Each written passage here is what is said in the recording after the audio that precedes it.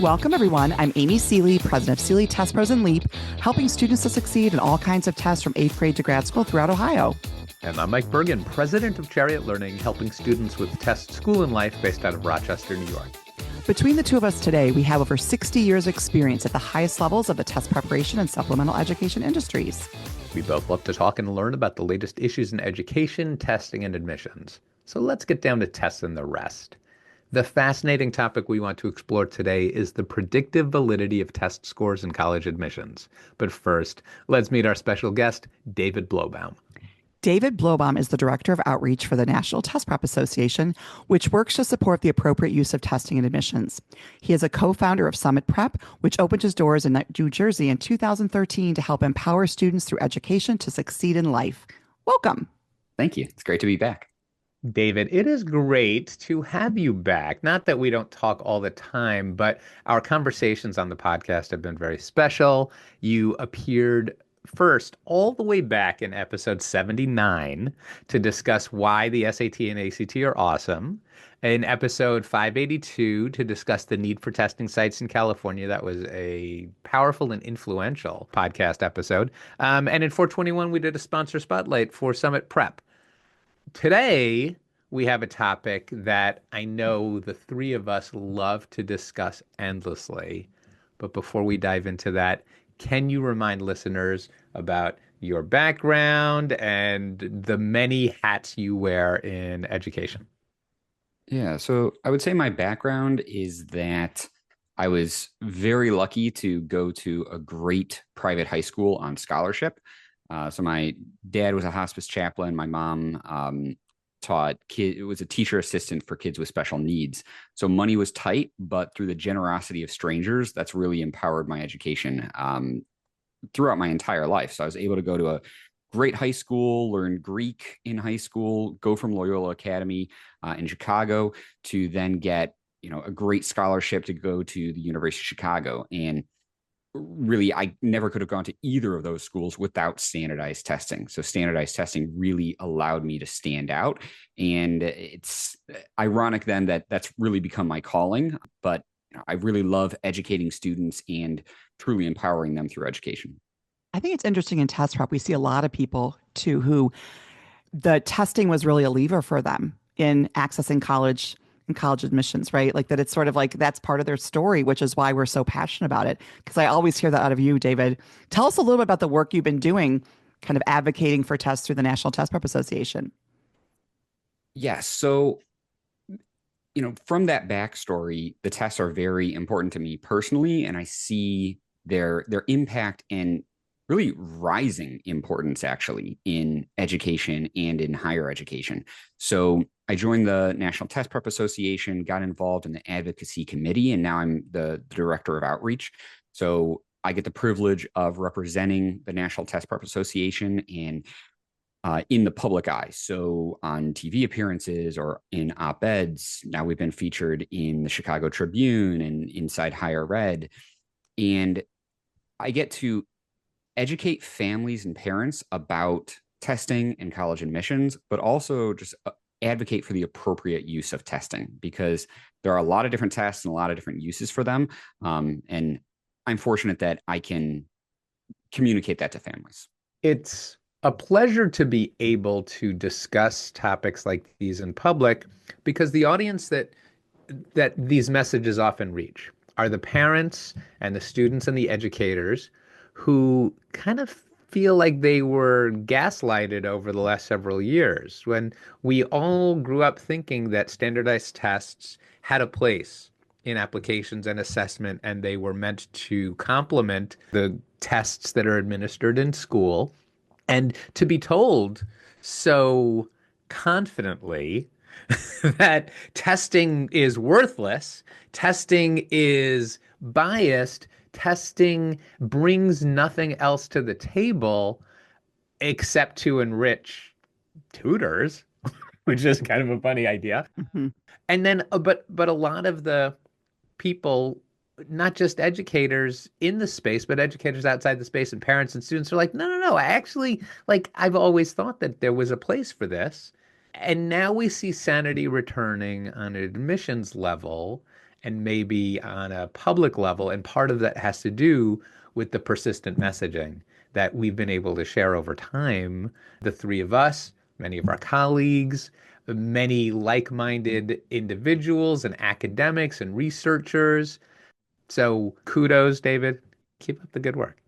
Thank you. And, I think I view the National Test Prep Association as kind of righting some of the wrongs that came out of the testing industry. So, unfortunately, to make a quick buck, it was great marketing for some of these big box companies to market. Literally, would say on their books, the SAT only tests Right. how you That's right. do on the SAT. We still hear that sometimes. And We do hear that.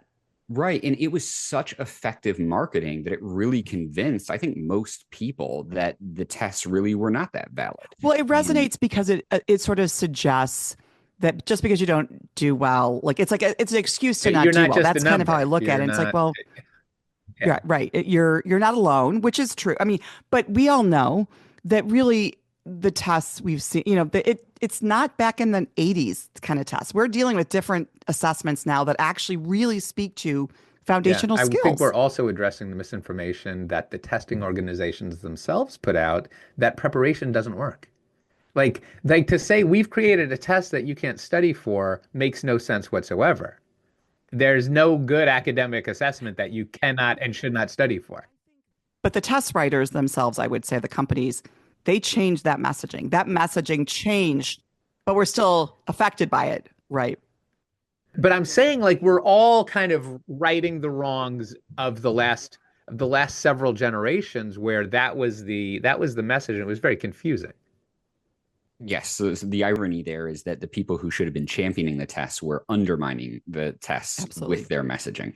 Test prep companies saying, oh, it's all about tips and tricks, when no, it's about learning the foundational knowledge and skills. It's not just random knowledge and skills that you need to learn. The reason, which we'll get to, that these tests are so incredibly valid and predictive is because they're not testing random knowledge and skills. They looked at what is the most important knowledge and skill to learn to do well in college, and they're choosing to test you on that Okay, knowledge you're and getting a skill little ahead of specifically. yourself, David, because you're assuming that we already know that the tests are so incredibly predictive. So, Fair. yes, there is research that says that test scores, like the SAT scores or the ACT scores, are better predictors of success at certain colleges than grades alone or grades in general. Is that true? Like, does the research actually say that and why?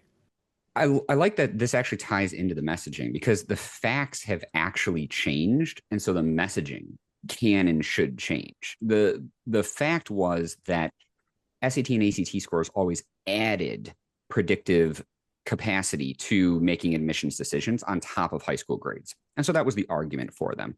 And even the critics of the SAT and ACT agree that yes, SAT and ACT scores add predictive capacity. They would say not enough predictive capacity to So people that justify didn't really the use of understand test scores. statistics would say that, right? Such a Right. small amount of additional.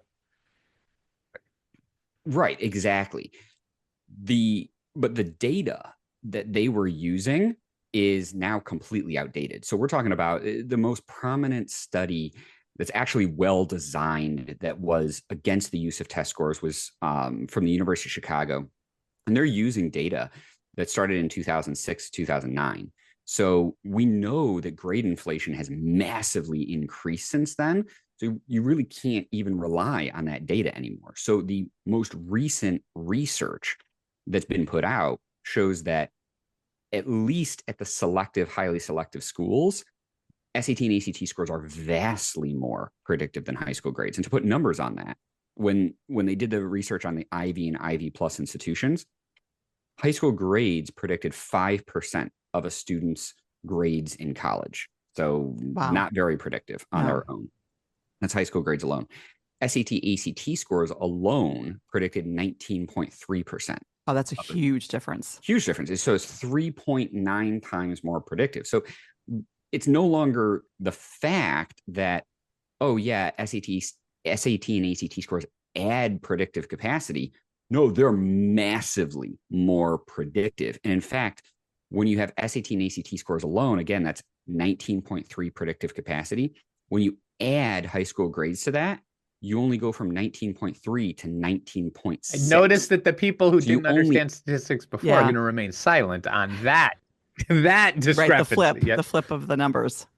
right, exactly. So, I mean, I would say absolutely still use grades because you still added 0.3% predictive capacity. Why would you not use relevant information? If it were turned the other way, they'd say, well, you don't even need So grades, right? If they predictive were of being what fair. specifically? Yeah. Predictive specifically of first year GPA in college at those Ivy and Ivy Plus colleges. And why is first year relevant? Why aren't we asking for them to predict the entire 4 to 7+ years that it might take someone? Retention and graduation, right? That's fair. I mean, I know the answer. I'm kind of throwing it out there. So I would say it's just one data point. So it also predicts graduation rates. It also predicts your future earnings. It also predicts, and this is all for controlling for every other factor imaginable. So when you control for a parent's income, everything else, SAT and ACT scores alone still predict, graduation and income. And if you're going to go to, a prestigious graduate school, are you likely to go to a prestigious law firm, consulting firm? These test scores are more predictive than really anyone imagined. And that's the recent research. The first year of college is where the greatest attrition happens. That roughly 1 in 4 students who attend a 4-year school fail to make it to the second year, right? And then the longer term, roughly 1 in 3 students fail to graduate after 6 years. So if you can make it past that first year, your odds of persistence to graduation is much higher. Yeah. So you're talking about predictive validity at the Ivy Plus and similar schools, but most students don't go to schools like that. Does that mean that the test scores are only valid for predicting success in ultra selective schools?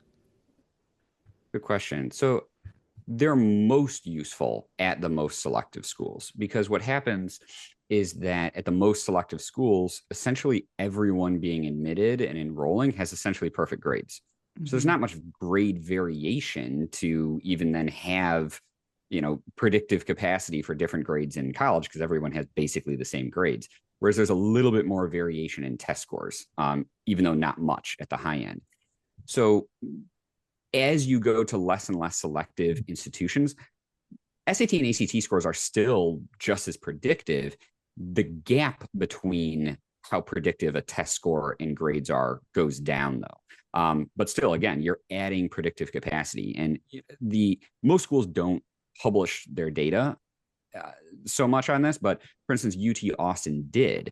According to UT Austin, those students who submitted test scores, they ended up with a 0.86 higher GPA in their first year On of a college 4-point at UT scale. Austin. 0.86. That's massive. Right. Which That's is huge. That's huge. That's huge. Absolutely massive. So most colleges do not publish that data. UT Austin's one of the only ones that's not like one of those Ivy Plus colleges that actually has. So, in terms of test scores, why have colleges then not gone back to requiring test scores if they can be so predictive? So they love to have their cake and eat it too. So the biggest determinant of how much does a college use test scores is pretty much how selective it is. So even if a college is test optional or test blind, if they're selective, they use test scores in some capacity because they have to. So they want to be able. So you'll hear a lot of families will say, "Oh, well, this admit rate is only 5%, or this admit rate is this is a better school because its admit rate is 4%." So admit rate is for families a proxy for how good the school is. It always has been. Unfortunately, that's what the translation that parents make in their head, right?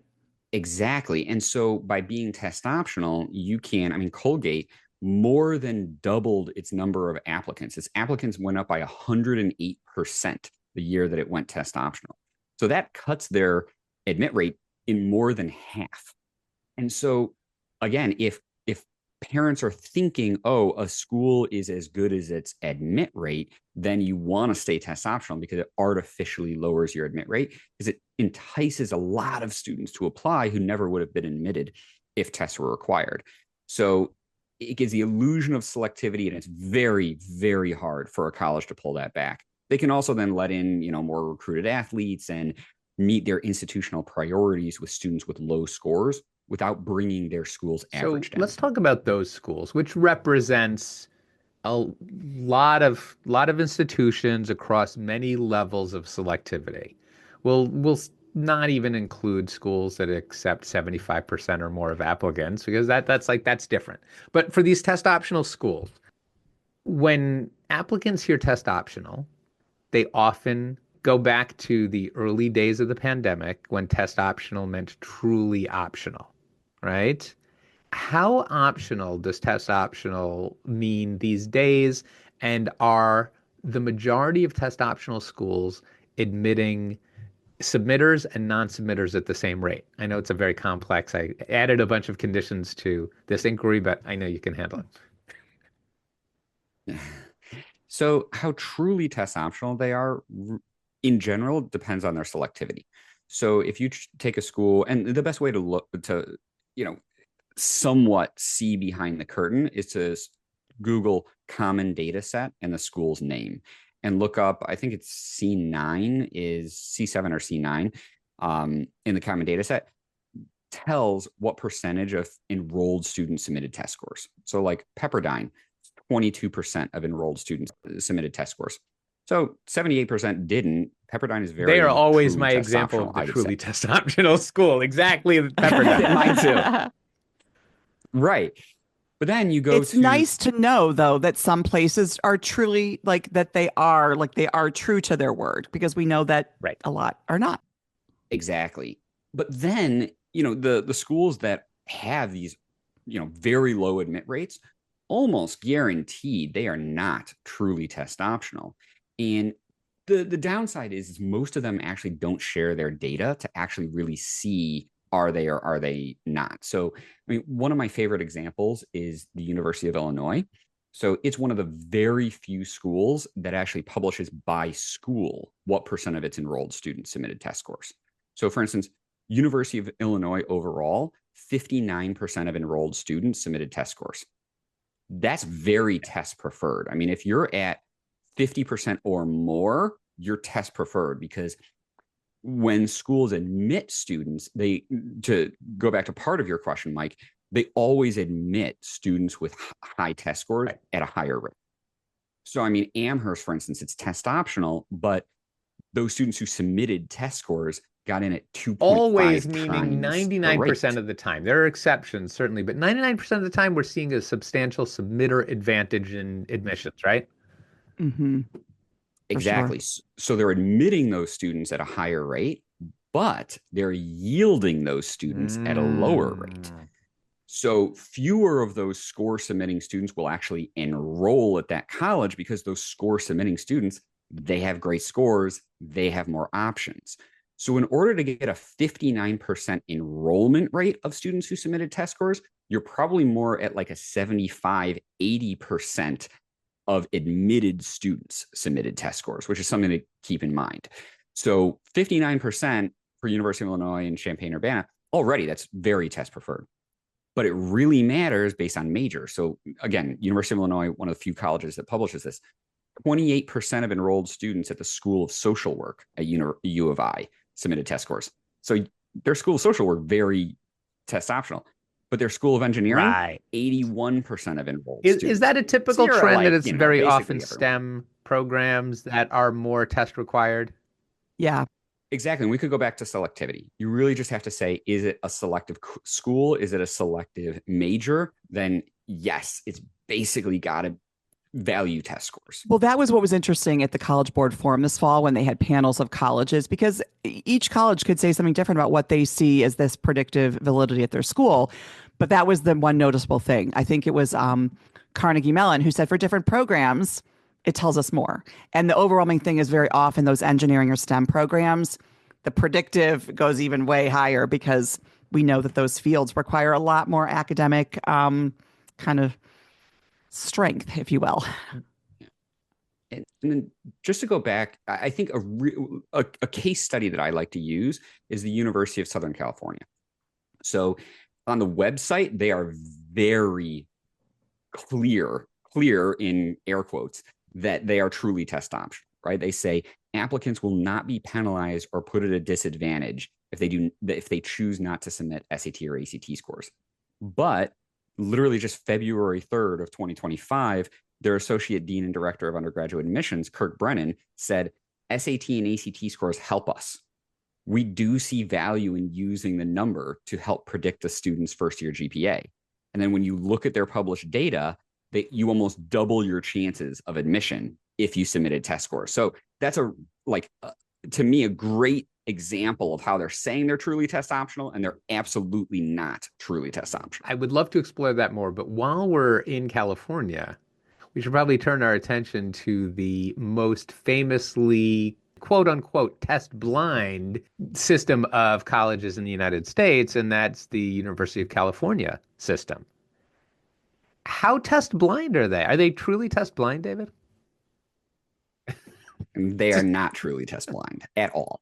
So I take a lot of issue with this because I just think it's so misleading that they are truly SAT, ACT blind. They are banned by their board of regents from They are considering banned SAT by their and board ACT of scores. regents. That's correct. And the board of regents voted against the faculty recommendation. We covered. We have that's some another really story. rich episodes with, including somebody from the University of California system who spoke to the faculty response. So yes, and we've certainly litigated that. But these days, haven't they signaled that there are certain test scores that they actually want to see? Absolutely. And so it goes back to selectivity and then grade inflation and grade compression. So again, not many schools actually release their data on this, but UCLA does. In 2023, the most recent data we have for UCLA, the average unweighted GPA of an admitted student was a 4.0 out of 4.0. That's the average. So they all have the same perfect grades. Well, that's when you have all the same thing, then that metric has no meaning, right? Exactly. So how are you going to differentiate between students who all look the exact same based on an unweighted GPA scale? And a lot of colleges use unweighted GPA. And so the answer is you can't. So you need to use then AP exam scores. So UC Berkeley and UCLA, although it's hidden on UCLA's website, they both use AP exam scores. And in some admissions podcasts, the associate director of admissions for UCLA, Joa Howard, he has said, yes, they use AP exam scores, IB exam scores, and A-level exam scores for students from the UK. So again, they're absolutely categorically not test blind. Mm-hmm. Do you think that a lot of schools are going to move towards wanting AP scores? Is there anything problematic about requiring AP in lieu of other tests? Absolutely, it's problematic because there's a lot less access to AP courses, and the AP exam is, more expensive. Whereas the SAT, you can take it 2 times for free with a fee waiver. ACT you can take 4 times for free with a fee waiver. There are a lot of states that have in-school testing. There's just vastly more access to being able to take the SAT and ACT. And so very unfortunately, UCLA and some test blind schools are using AP exam scores, but it's not just them. Caltech just this year became the first college that I have ever heard of in US history to say, if you've taken an AP exam, you must report that AP exam score. Well, but there's a dilemma there because we know with AP, traditionally, most kids are taking the most APs, let's say senior year of high school. Then let's say back it up to junior year. So there's a dilemma of when you're taking the course, especially if you didn't engage or your school didn't offer them to 11th or 12th grade. That's again back to the access issue. It's just they're not usually they may not be available to be able to submit. Yeah, you have to go to a really high-end school, whether it's public or private, to have access to more than a handful of AP exams. or AP Right. courses, right? Anybody has access to the AP exams if they can find a place that will let them test. But AP coursework, that's not standard, especially with some of the more esoteric subjects. Which is why it's so inequitable. And just to read off some, college statements, Caltech, if you have taken AP or IB examinations, you'll be asked to submit these scores. MIT, and this is this year, 2025, students should self-report scores for standardized exams, such as advanced placement AP exams. Yale, if you completed an AP designated course in high school and completed the exam, we recommend including your score. Same thing for Dartmouth. Emory. Emory is actually a very strange one because Emory has said, the Dean of Admissions, John Ladding, said that they're no longer as trusting of high school GPA, understandably. There's so much grade inflation. But he said they're going to be weighing external assessment, particularly AP exam scores, more heavily than high school GPA. So this is weird for multiple reasons. Number one, Emory's test optional. So this is a test optional school saying your grades talking are out of both less sides of their important, mouths, right? Your test scores are more important. And it's very weird that he would highlight AP exam scores even because over the above AP SAT exams are and very ACT. specific and they're not really tailored. They don't have that many grades of delineation or differentiation between tiers. So I don't think it's a sensitive enough instrument to give you. I mean, sure, there's a big difference between a 5 and a 2, but between a 3 and a 4, a 4 and a 5, but is they're it? also different APs. And we all know that different AP courses can be much more challenging than others. So then you get into that situation of can't even compare apples to apples, right? Because you're like, I don't know, how does AP Gov compare to AP Calc BC or, so that I think is the ultimate dilemma. SAT and ACT, it's the same skills, right?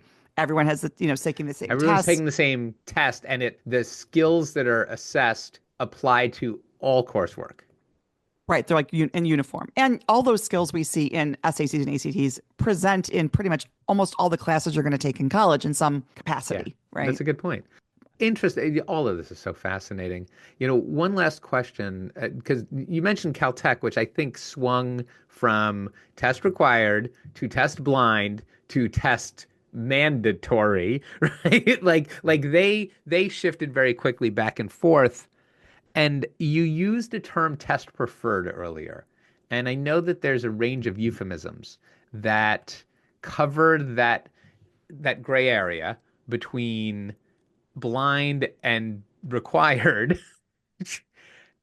How many schools are moving back? I think that when schools go test preferred or they go test expected, that signals that they're reconsidering a requirement. Do you see a lot of schools in the next, we're talking about schools for the class of 2026 or 2027 moving to more of a test expected or required stance? I absolutely see them, at least I don't know if they'll be publicly honest about it, but they're absolutely moving towards the test preferred, which is AP exam scores are actually a way to kind of peel back the curtain. Like on this list, Notre Dame is test optional, but Notre Dame says if you have AP exam scores, we encourage you to send them. Well, I mean, so your test preferred for AP exam scores, obviously test preferred for SAT scores. Same thing for Duke, Johns Hopkins, Rice. These are test optional institutions that literally say they want AP exam scores. So clearly they value the more precise instruments of the SAT and ACT. They clearly are test preferred as well for the SAT and ACT, which the common data set numbers also bear out. So to your point, yes, absolutely. There's a move back towards testing and test preferred. And we're seeing that show up in the actions of consumers as well. So the most recently released Common App data shows a huge increase in the number of students submitting test scores to colleges because families are, wise to just what test optional really means. Fantastic. David, I wish we had all day to talk to you about this topic. Unfortunately, we are out of time.